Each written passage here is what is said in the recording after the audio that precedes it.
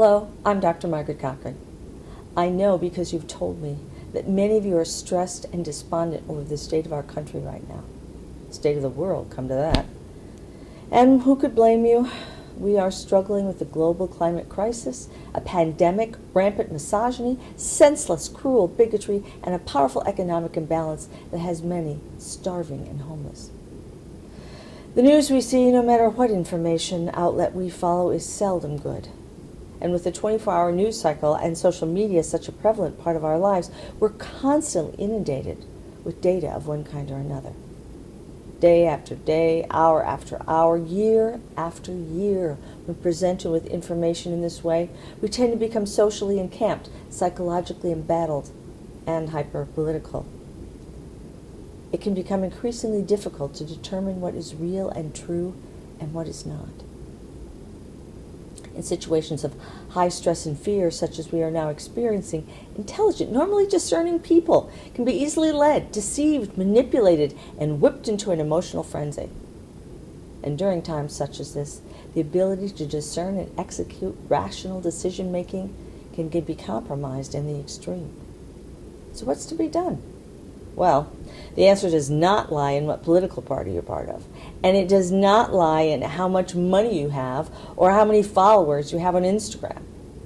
The answer lies in one of the most fundamental and important parts of our psyche, our ability to experience and express empathy. Empathy not only for others, but for ourselves as well. Charity begins at home, as the saying goes. And sadly, our home is often not a very charitable place. We often eat badly, drink or drug too much and too often. We don't exercise, we're hypercritical, and we self-shame. We work too much, we don't rest and play regularly, and we don't do it when we do it in productive ways. And just to put a cherry on this sundae, we've been told some horrific lies, and we repeat them to our children. Lies that define the world as a place of paucity or not enough, rather than plenty. Lies that insist all decisions and achievements are win or lose. That life is not inclusive. That it's us versus them. And finally, the most heinous falsehood of all, which is that no one and nothing matters other than you. You and what you want and when and how you want it. And in service of these lies, it's acceptable to be cruel to animals, to think and behave in restrictive and repressive ways, and to destroy each other and our planet in the process.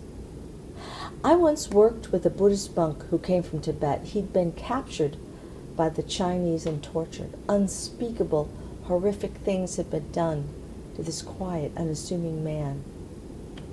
And at one point in our work, I asked him what had been the most difficult part of what he'd been through, and his answer was both powerful and very moving.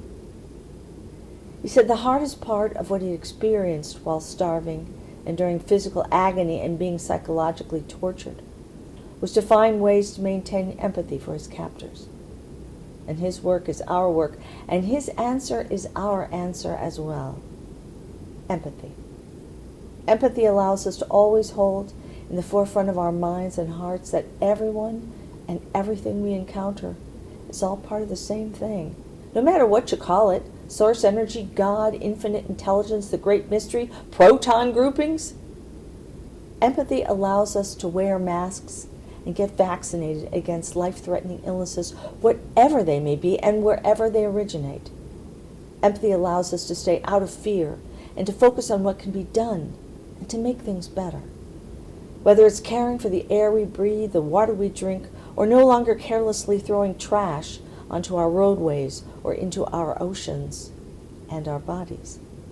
Empathy allows us to treat everyone with equal respect and compassion, because when we look into the eyes of other beings, we see ourselves looking back.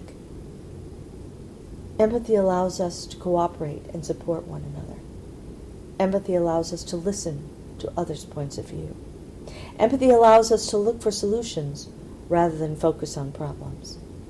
Empathy allows us ultimate strength, as there is nothing that makes us more powerful than understanding and being understood, because from that place, all things are possible. For empathy, you see, allows us to love, and without love and empathy, we are nothing. I'm Dr. Margaret Cochran, and until next time, I wish you much empathy given and received, and as always, lots and lots of wisdom, love, and magic.